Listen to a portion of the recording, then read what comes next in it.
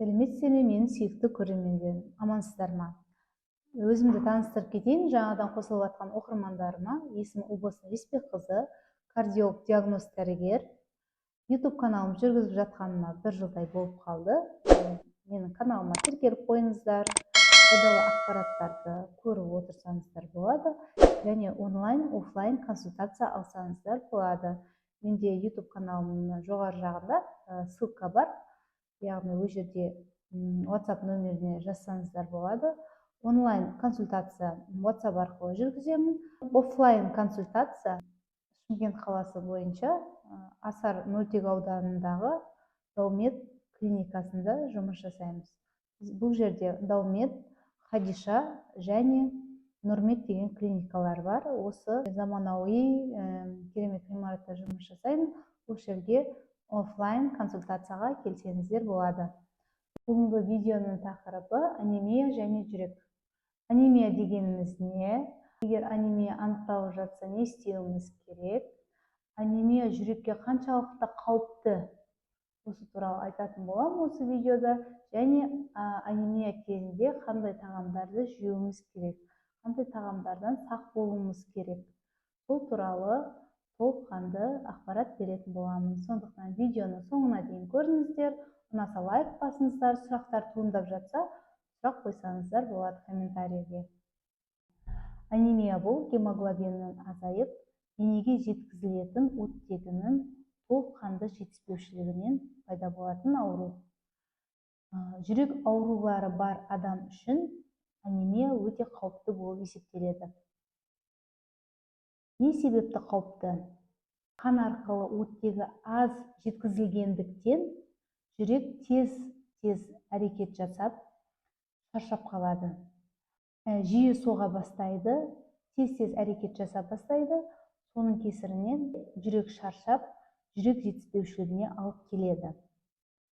Жүрек аурулары бар науқастарда анемия қосылатын болса, онда ентігу, тез шаршағыштық, аяқтың ісінуі арта түседі.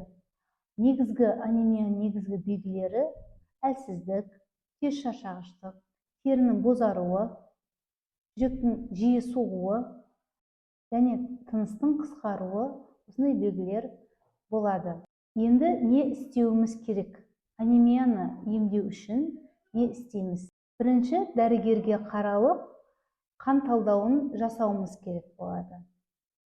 Қажет болса, темір, В12 дәрумені және фолий қышқылын ішу керек болады. Қан талдауы арқылы қаншалықты төмендеген немесе жоғарылағанын білу арқылы жаңағы витаминдерді, темір препараттарын қолданамыз. Және ең маңыздысы дұрыс тамақтану. Дұрыс тамақтану темірге бай, дәрумендерге бай тамақтарды қолдануымыз керек. Темірге бай тағамдар ол қызыл ет, сиыр еті, қойдың еті және жылқының еті жатады. Бауыр, әсіресе сиыр бауырында темір жоғары болады.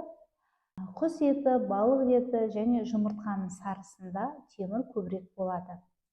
Сонымен қатар өсімдіктердің өнімдері, жасыл жапырақты көкөністер, ол қызылшаның жапырақтары, шпинат, ақ жапырақты қырыққабат, сонымен қатар бұршақ тағамдары, ас бұршақ, жасымық, ноқат, солар жатады. Жаңғақ, күнбағыстың дәні, асқабақтың дәні, бұлар да темірге бай өсімдік өнімдері. Сұлы, қарақұмық дәндерінде де темір көбірек кездеседі. Темірді жақсы сіңуге көмектесетін С дәрумені бар өнімдерді қолдану керек. Ол лимон, апельсин, құлпынай, көкжидек, болгар бұрышы және қызанақ. Бұларды етпен бірге пайдаланатын болсаңыздар, темір жақсы сіңеді. Енді анемия кезінде нені азайтуымыз керек? Яғни кофе мен шайды тамақпен бірге қосып ішуге болмайды. Тамақ сіңгеннен кейін 1-1,5 сағаттан кейін кофе, шай іше берсеңіздер болады. Егер сіздер шайқор дейді қазақша айтқан кезде, кофеман болатын болсаңыз, онда түске дейін бір мезгіл ғана ішіп, және тамақпен араластырмай ішкендеріңіз дұрыс. Сонда темірді сіңуіне кедергі жасамайтын болады. Енді қорытындыға келетін болсақ, жүректі сақтау үшін міндетті түрде анализдер тапсырып тұрыңыздар. Қан анализдерін, талдауларын жасап, сонымен қатар уақытылы препараттарыңызды ішіп отырыңыздар, жүрек жетіспеушілігі бар науқастарда.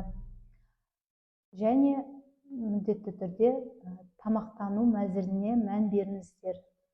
Ет, бауыр, жеміс-жидектер, темірге бай жеміс-жидектер және темірді сіңіруіне көмектесетін цитрусты жеміс-жидектерді міндетті түрде рационға қосқан дұрыс.